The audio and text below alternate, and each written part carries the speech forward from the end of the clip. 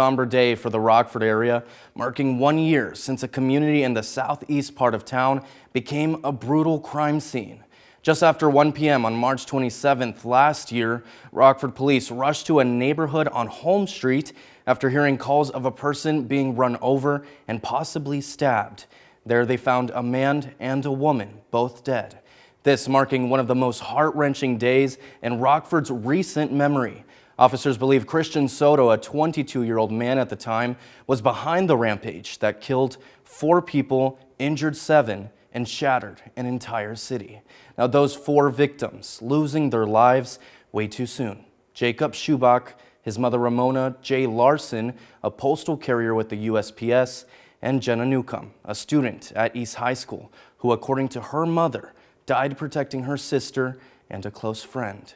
Tonight, Rockford leaders remembering that day just like it was yesterday, still feeling the heavy weight on their shoulders. Above all, psychologically, you want to make sure the officers are mentally okay. And I'll be honest with you, not everybody who responded that day was okay with what they seen. And it's not natural to be okay with seeing the mass casualties like that. We've done what we needed to do in regards to partnering to ensure our officers are receiving the mental health wellness that they need. We're at our best when we're caring for one another, and it doesn't have to be in a time of tragedy to begin caring for one another. Now, one of those victims, 49-year-old Jay Larson, a veteran of the United States Postal Service, delivering mail on his route daily before being killed. Right now, local lawmakers trying to make his legacy last. Representatives Eric Sorensen and Darren LaHood have reintroduced a bill to rename the Postal Service building on Harrison Avenue after Jay Larson. In his 25 years with the Postal Service, Larson never took a sick day and brought residents kindness and smiles along with their mail. Sorensen highlighting today how renaming this post office will remind our community of everything that he brought to the job.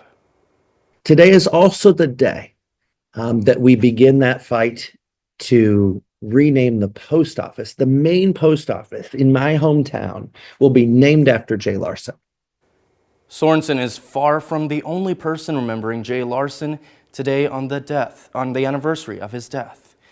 13 WREX's Emily McMinn spoke with one of his friends and co-workers today. Emily joins us live now in studio. Emily, what were his emotions like on this day?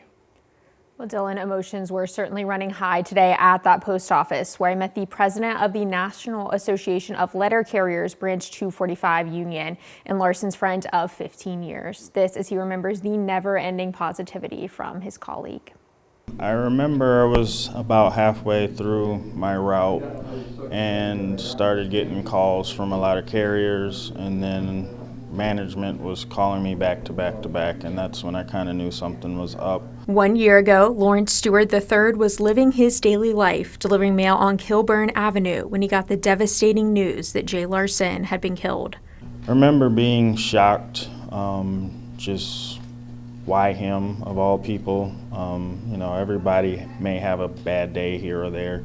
Jay never seemed to have one. After 15 years as a postal worker himself, Stewart knows all too well of the job Larson was doing when the attacks occurred, making the way he died that much more difficult to process. Doesn't make it any better. I don't know if anything could make it worse, but the brutality of it is just the part where you just never understand why it had to be like that. What followed was heavy, leaving letter carriers reeling near the once quiet neighborhood of the crimes.